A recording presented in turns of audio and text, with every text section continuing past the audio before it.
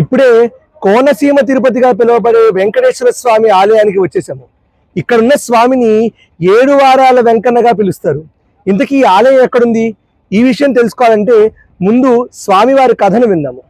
ఇదివరకు ఈ ఊరిని నౌకాపురము అని పిలిచేవారట.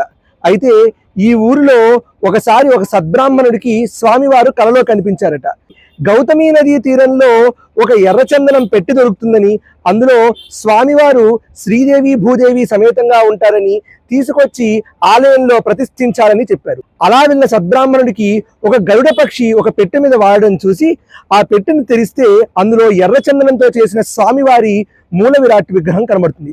ఆ విగ్రహాన్ని తీసుకొచ్చి ఆలయంలో, చిన్న ఆలయమే ఉండేది, ఆ ఆలయంలో ప్రతిష్ఠించారనమాట. ఆ తర్వాత గజపతి రాజు గారు ఈ ఆలయాన్ని నిర్మించారు.